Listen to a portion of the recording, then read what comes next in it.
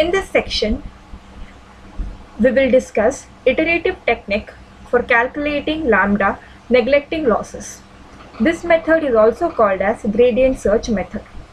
The previous methods were based on analytical procedure, but the analytical procedure becomes very difficult when the number of units increases.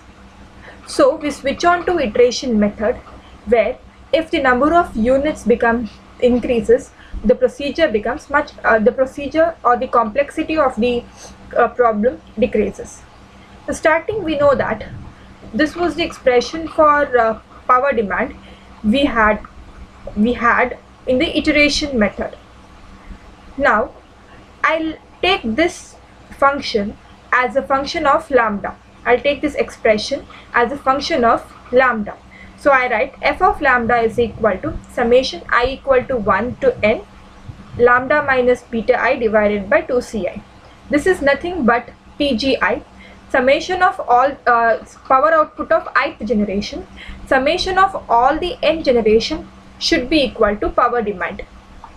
Okay, now we will expand this function using a Taylor series about and point lambda r. So when we expand this function using Taylor series, this is the expression we get. We will be neglecting the higher order terms, so this is the resulting expression we get. I'll not be explaining how did we arrive to this particular expression, but this is using Taylor series expansion. Now here this PD will be the actual demand, whereas this f of lambda r will be the estimate of demand in the ith iteration. This part may not be equal to PD, but approximately equal to PD.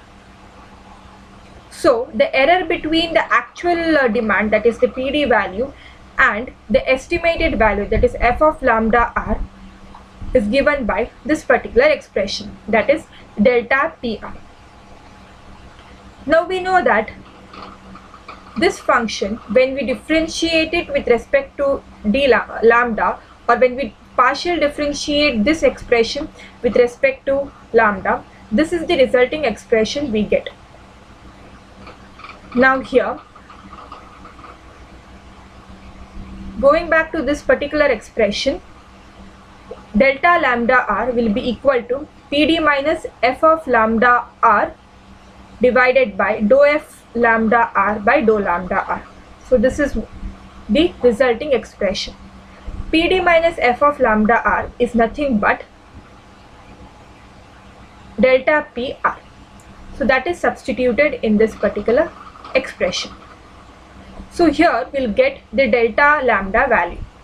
When the delta lambda value in the rth iteration is added to the estimated or the lambda value of the rth iteration, we get the lambda value for the next iteration.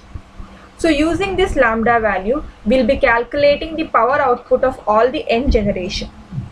So once we calculate the power output of all the generation, again the sum of those power output of all the generation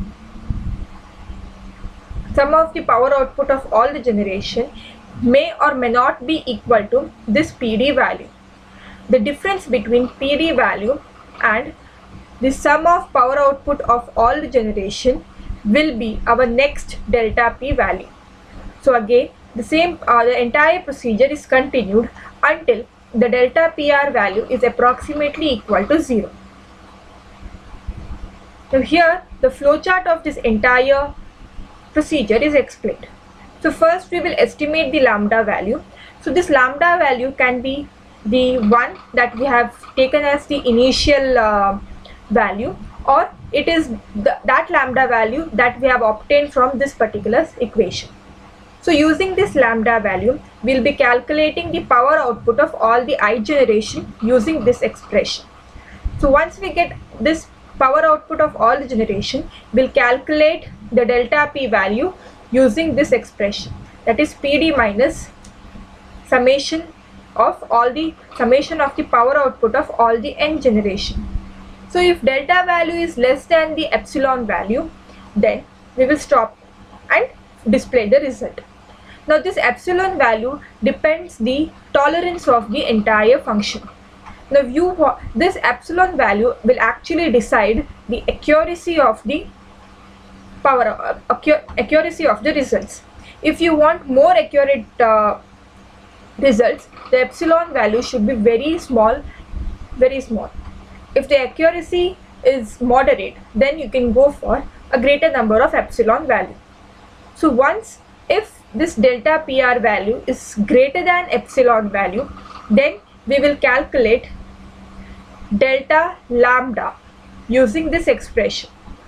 So then when we add this delta lambda r to the initial value or the lambda value of rth iteration, we will get the lambda value of the next iteration.